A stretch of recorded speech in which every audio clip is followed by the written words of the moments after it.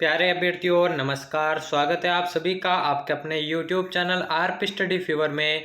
तो दोस्तों आज की क्लास में हम टीचिंग एप्टीट्यूड यानी शिक्षण अभिरुचि के प्रश्नों पर चर्चा करने वाले हैं। दोस्तों BSTC 2022 के लिए ये क्लास महत्वपूर्ण होने वाली है। आपको मालूम है BSTC के अंदर 50 प्रश्न आते हैं शिक्षण अभिरुचि से रिलेटेड, जो कि पूरे 150 नंबर के होते हैं। और दोस्तों 140 प्लस अगर अंक आपको लाने हैं, 140 प्लस अगर अंक आपको लाने हैं तो दोस्तों इस चैनल की सभी क्लासेज आपको अटेंड करनी है। आज की क्लास में भी दोस्तों कुछ अति महत्वपूर्ण प्रश्नों पर हम चर्चा करने वाले हैं। क्लास को बिना किसी देर के शुरू करते हैं। सभी को आंसर देना है, साथ साथ में पढ़ना है। पढ़ाते समय अध्यापक को बीच में प्रश्न क्यों पूछना चाहिए? तो ऑप्शन से विद्यार्थी प्रश्नों के उत्तर देना पसंद करते हैं, अनुशासन कायम रखने के लिए, प्रधानाचार्य को प्रसन्न करने के लिए, छात्रों को अभिव्यक्ति का अवसर मिलता है। तो देखिए दोस्तों, एनालिसिस कीजिए प्रश्न का, कौन सा इसका बढ़िया आंसर हो जाएगा।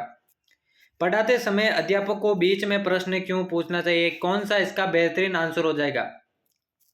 देखिए दोस्तों, पहला ऑप्शन कह रहा है विद्यार्थी प्रश्नों के उत्तर देना पसंद करते हैं, ठीक है। अनुशासन कायम करने के लिए, ये भी ठीक है। प्रधानाचार्य को पसंद करने के लिए, ये तो पूरी तरह से गलत है। और चौथा कह रहा है दोस्तों छात्रों को अभिव्यक्ति का अवसर मिलता है, यही सबसे बेहतरीन आंसर होगा। दोस्तों जिस किसी अभ्यर्थी ने चौथे ऑप्शन को करेक्ट किया उसका करेक्ट हो जाएगा। पढ़ाते समय अध्यापक को बीच में प्रश्न इसलिए पूछने चाहिए ताकि छात्रों को अभिव्यक्ति का अवसर मिल सके। तो चौथा ऑप्शन इसका करेक्ट हो जाएगा। जल्दी से अगले प्रश्न की ओर बढ़ते हैं। दूसरा प्रश्न आपकी स्क्रीन के सामने है। जीवन में सफलता प्राप्त करने के लिए क्या आवश्यक है?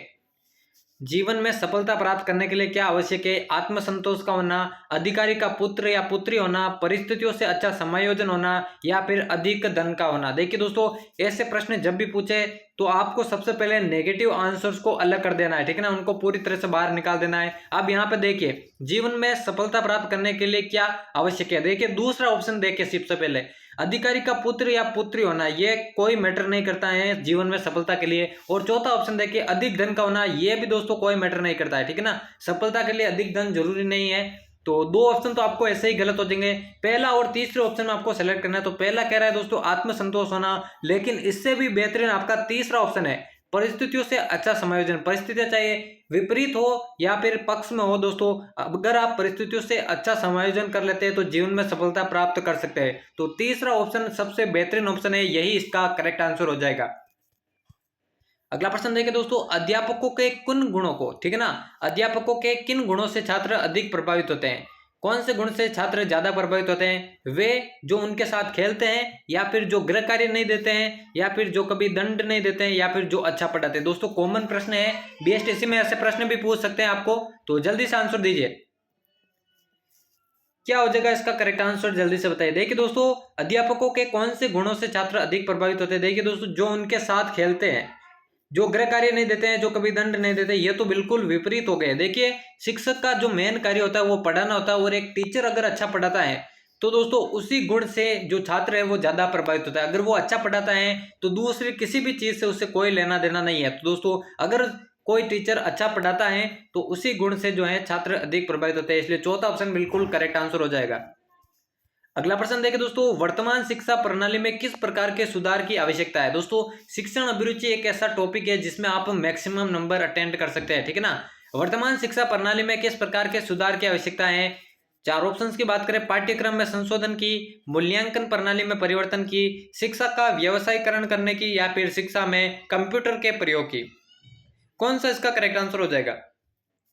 देखिए दोस्तों, वर्तमान शिक्षा प्रणाली में सबसे पहले हम नेगेटिव आंसर्स को अलग कर देते हैं। आपको परीक्षा में यही करना है, जो नेगेटिव आंसर है, जो नेगेटिव ऑप्शंस है, उनको अलग कर देना है, फिर आपको सेलेक्ट करना है। यहाँ पे देखिए, शिक्षा का व्यवसायीकरण करना, तीसरा ऑप्शन कह रहे हैं, यह तो बिल्कुल गलत हो जाएगा। और चौथा ऑप्शन भी सबसे बेहतरीन ऑप्शन है, यह शिक्षा में कंप्यूटर के प्रयोग से वर्तमान शिक्षा प्रणाली में जो है सुधार नहीं लाया जा सकता। सुधार किससे होगा दोस्तों? या तो पाठ्यक्रम में संशोधन से होगा, या फिर मूल्यांकन प्रणाली में परिवर्तन की। तो सबसे पहले दोस्तों आपको पाठ्यक्रम में संशोधन करना पड़ेगा, ठीक है ना।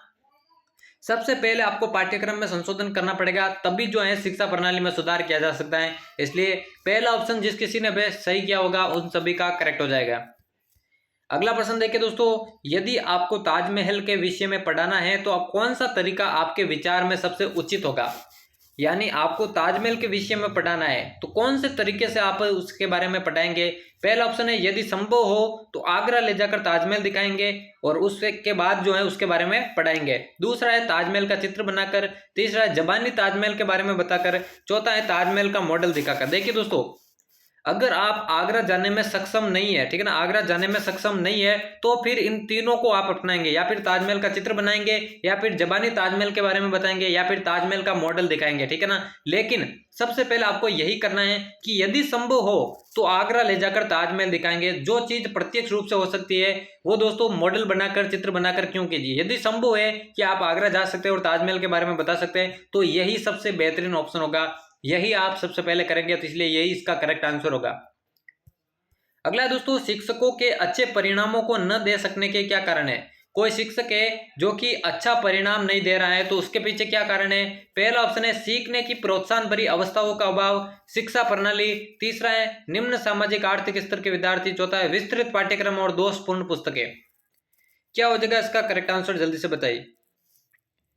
शिक्षकों के अच्छे परिणामों को न दे सकने के क्या कारण है? देखिए दोस्तों, पहला ऑप्शन कह रहा है सीखने की प्रोत्साहन भरी अवस्थाओं का अभाव, यह सही ऑप्शन है, इसे सही मान सकते हैं, गलत भी नहीं मान सकते। दूसरा है शिक्षा प्रणाली, यह भी सही है। तीसरा है निम्न सामाजिक आर्थिक स्तर के विद्यार्थी, यह तो गलत हो जाएगा दोस्तों। चौथा है विस्तृत पाठ्यक्रम और दोषपूर्ण पुस्तकें, यह भी गलत आंसर होगा। आपको पहले व दूसरा ऑप्शन में से सेलेक्ट करना है। सबसे बेहतरीन ऑप्शन होगा दोस्तों नंबर 2 वाला। यदि शिक्षा प्रणाली में ही दोष होगा तो दोस्तों उसका अच्छा परिणाम नहीं होगा, और उसका दोषी कौन कहलाएगा? उसका दोषी कहलाएगा शिक्षक। तो दोस्तों शिक्षकों के अच्छे परिणामों को न देख सकने का जो मेन कारण है वो है शिक्षा प्रणाली, ठीक है ना। दूसरा ऑप्शन इसका करेक्ट आंसर हो जाएगा। तो दोस्तों अगले प्रश्न की ओर बढ़े। अगला प्रश्न आपकी स्क्रीन के सामने है, आधुनिक युग में अध्यापक का क्या आशय है? आधुनिक युग में अध्यापक का आशय क्या है? पहला ऑप्शन है विद्यार्थियों का बहुमुखी विकास करना। दूसरा ऑप्शन है वेतन प्राप्त करना। तीसरा है ज्ञान प्राप्त करने की कार्यकुशलता पैदा करना। चौथा है शिक्षार्थी की शारीरिक और बौद्धिक विशेषताओं को उजागर करना। कौन सा इसका बेहतरीन आंसर होगा, जल्दी से बताइए। देखिए दोस्तों, सबसे पहले आपको नेगेटिव आंसर हटा देने हैं, ठीक है ना। जितने भी नेगेटिव आंसर है वो आपको हटा देने हैं। देखिए दूसरा कह रहा है वेतन प्राप्त करना, ये तो दोस्तों बिल्कुल गलत हो जाएगा, 0 नंबर दिलाने वाला।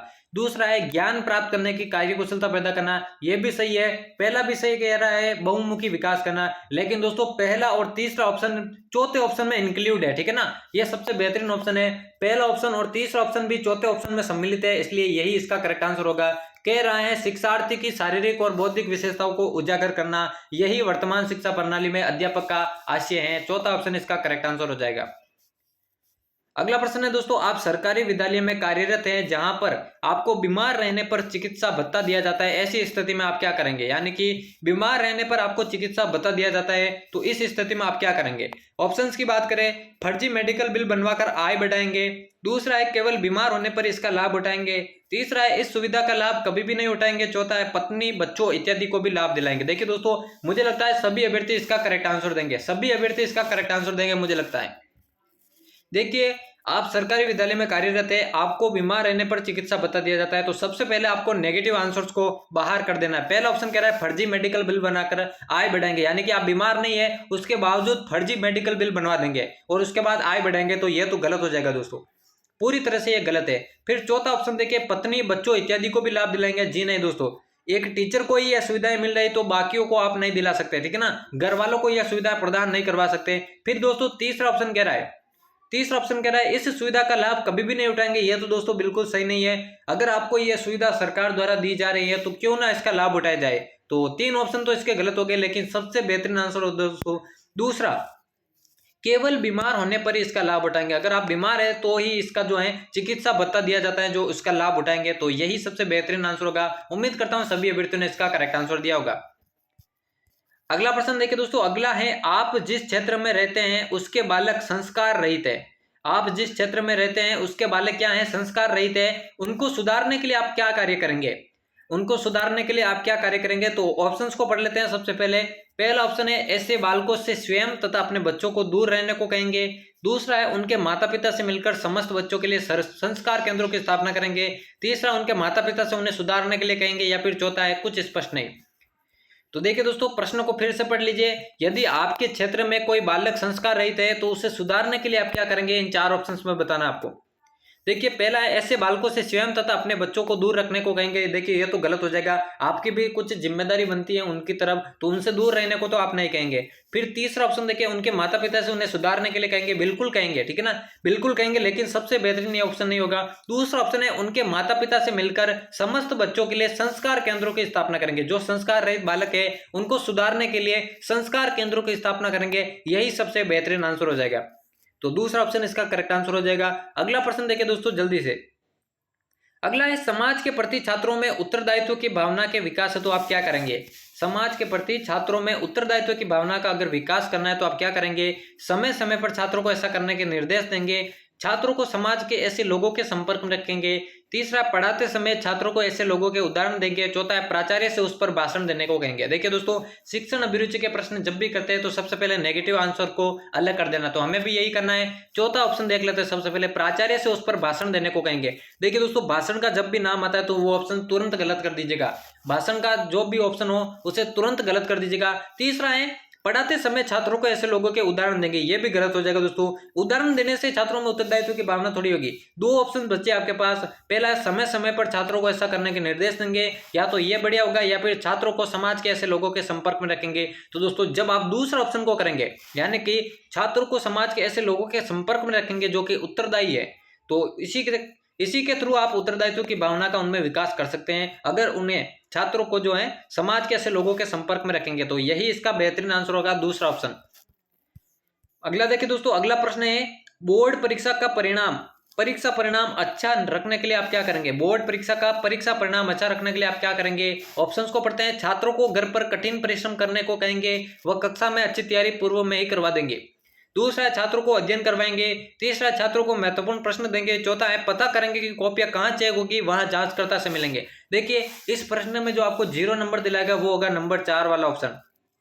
कॉपियां कहाँ चेक होगी, वहां जांचकर्ता से मिलने के मतलब फर्जीवाड़े की बात हो रही है, यानी चीटिंग कराकर बच्चों को पास करवाने की बात हो रही है। तो ये तो सबसे गलत आंसर हो गया। आपको तीनों ऑप्शंस में से ही सेलेक्ट करना है। देखिए दोस्तों, ये दोनों ऑप्शंस आपके पहले ऑप्शन में इंक्लूड है। ये दोनों ही ऑप्शन आपके पहले ऑप्शन में इंक्लूड है, इसलिए ये तो गलत हो जाएंगे और सबसे बेहतरीन आंसर हो जाएगा पहले वाला, यानी कि छात्रों को घर पर कठिन परिश्रम करने को कहेंगे और कक्षा में बोर्ड परीक्षा के पूर्व में ही अच्छी तैयारी करवा देंगे, तभी एक परीक्षा परिणाम अच्छा रख सकता है। तो पहला ऑप्शन इसका करेक्ट आंसर हो जाएगा। अब अगले प्रश्न की ओर जल्दी से बढ़ते हैं। अगला है, आपका बालक संवेगों पर शीघ्र ही नियंत्रण खो बैठता है, यानी कि आपका जो बालक है वो संवेगों पर शीघ्र ही नियंत्रण खो बैठता है तथा अति शीघ्र आक्रामक हो जाता है। आप उसको सही व्यवहार का बोध कैसे कराएंगे। आपका बालक संवेगों पर नियंत्रण खोकर आक्रामक हो जाता है, तो आप उसे नियंत्रण कैसे करेंगे, उसके व्यवहार को बोध कैसे करवाएंगे। पहला है, वो आप उसे बताएंगे कि वह गलत कर रहा है। दूसरा है, विभिन्न गतिविधियों के द्वारा उसके संवेगों पर नियंत्रण रखने का प्रयास करेंगे। तीसरा, उसके आक्रामक होने पर उसे दंड देंगे। चौथा है, आक्रामक होने वाली स्थिति कोई उत्पन्न नहीं होने देंगे।